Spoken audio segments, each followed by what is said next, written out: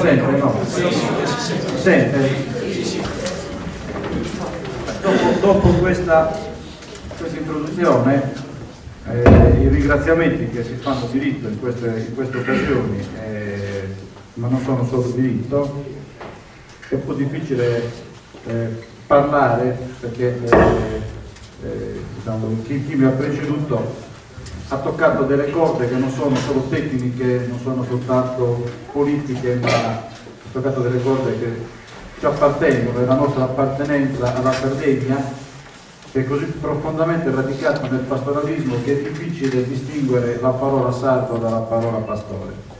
È veramente difficile perché la nostra radice culturale, la nostra radice sociale affonda, da quando esistono i sardi su questa terra, affonda nel pastoralismo.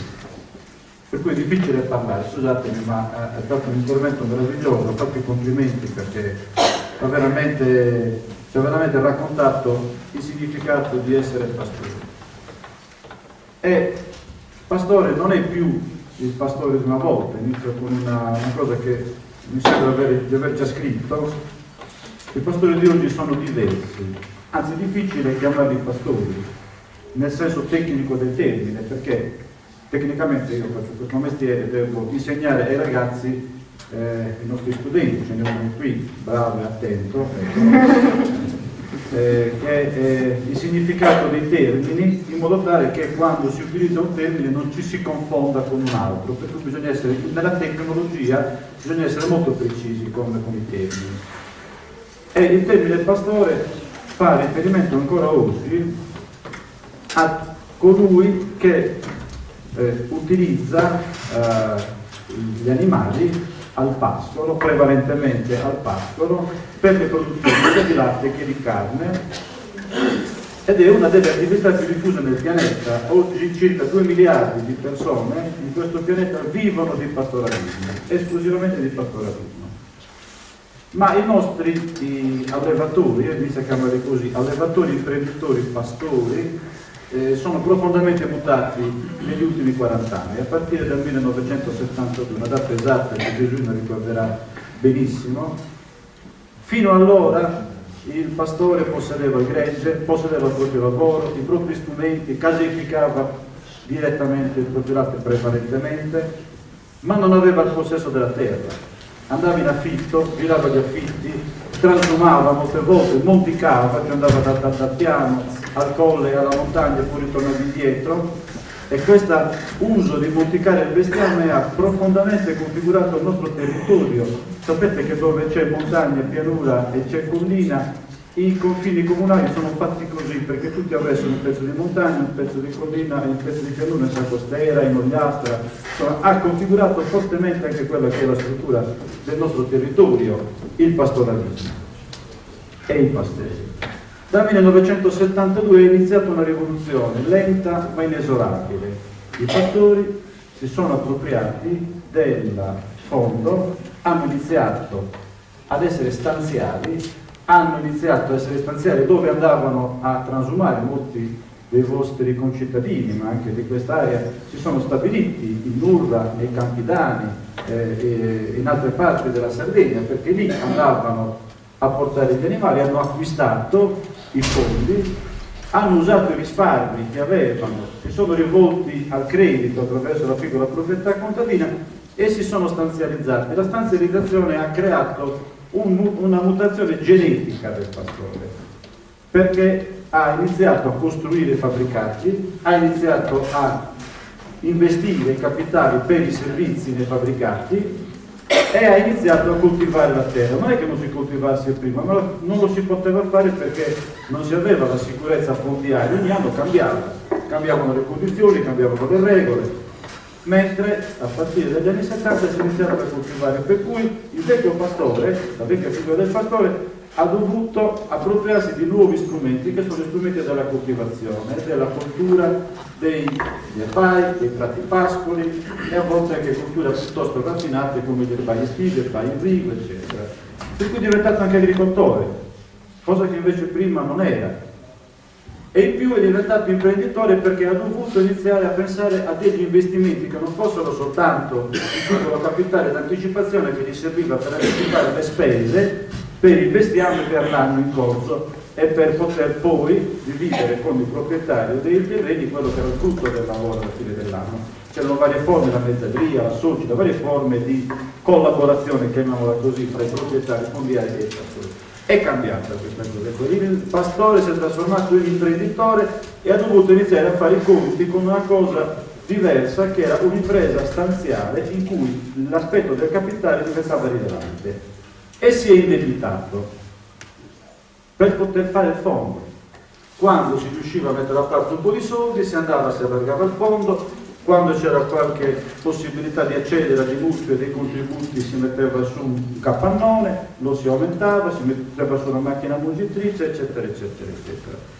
E per dare garanzia a chi prestava i soldi, normalmente le banche, si dava il fondo di garanzia, per cui le ipoteche, la struttura ipotecaria delle nostre aziende è diventato un fatto corrente, si andava nei semestri a pagare il mutuo e ci si riusciva a farlo. Oggi non si riesce più e io parlo da questo piccolo particolare che i nostri imprenditori, allevatori, pastori non riescono più a pagare i mutui per portarvi un contributo semplice. Ho pensato molto a cosa dire, è stato scritto tanto sui giornali, è stato scritto nei siti di internet, nei dibattiti televisivi, per cui dire qualcosa di nuovo significa tornare ai fondamentali. Io vorrei portare alla vostra riflessione alcuni aspetti fondamentali del perché ci siamo cacciati in questo guaio, tutti quanti, come ha detto giustamente Giovanni prima di me. Ci siamo cacciati in questo guaio perché un'impresa economica funziona così, con una relazione semplicissima ma che regge il mondo economico, ed è questa. Questa semplicissima relazione mi dice che il profitto di un'impresa è uguale ai ricavi che questa impresa fa meno i costi che sostiene.